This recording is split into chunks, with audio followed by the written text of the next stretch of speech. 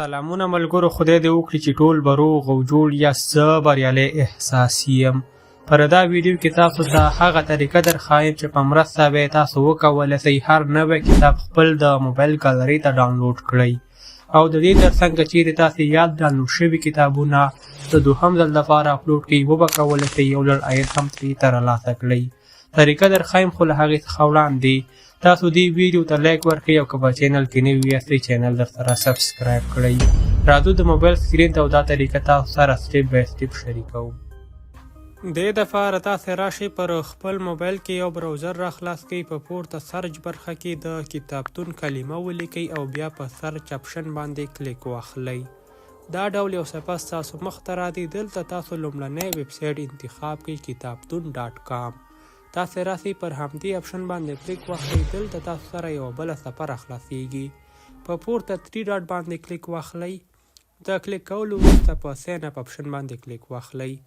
تاسو به د ایمیل د لارې یا هم د ګوګل د لارې یاد ویب سایټ ته لاګین سئ او خپل یو اکاونټ به پر همدې ویب سایټ کې جوړ کړئ. په کانټینیو اپشن باندې کلیک واخلئ. نو اوس تاسو اکاونټ په دې اپلیکیشن یا په دې براوزر کې جوړ شو. اوس په 3 ډاټ باندې کلیک واخلئ، لاندې بوکس برخې ته راسئ. کولی سئ هر کتاب چې ستاسو خوښ وي د سرچ برخه کې ولیکئ، همغه کتاب ستاسو مخ ته راځي او بیا یې را ډاونلوډ کولی سئ. زه لیکم کمپیوټر او بیا په سرچ اپشن باندې کلیک اخلمه. زما مخې ته به د کمپیوټر اړوند چې هر څومره کتابونه موجود وي هغه به راسي. اوس که چیرې زه ورباندې کلیک واخلم، زه دا ډاونلوډ کولی سم. د دې سربیره هر کتاب چې ستاسو خوښ وي نوم یې ورکئ، هغه را ډاونلوډ کیږي. په دې ځای کې دلته مختلفې کټګوریانې شتون لري. تاسو که چیرې د ساینس اړوند کتابونه په کار وي، د ساینس برخه انتخاب کړئ او له هغې وروسته سرچ باندې کلیک واخلئ.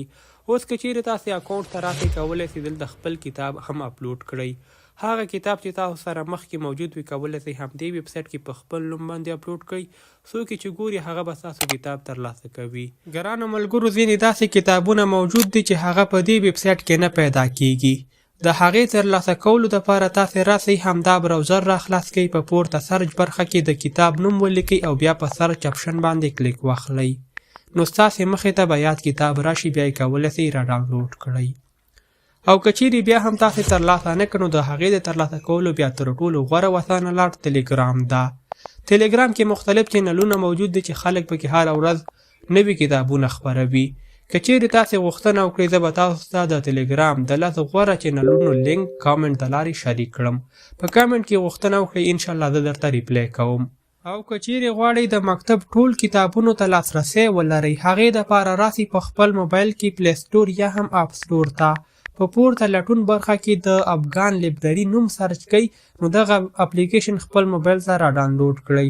په دې کې د لومړي ټولګي څخه ان تر 12م صنف پورې ټول کتابونه موجود دي. د هر صنف کتاب چې تاسو خوښ وي پر همغه باندې کلیک واخلئ، کتاب انتخاب کړئ او بیا یې ډاونلوډ کړئ. نو زموږ ویډیو تر همدې ځایه وه. ملاویږو به پر بله راتلونکې ویډیو کې. تر بیا ښه وخت، ښې چارې، الله مو مل شه.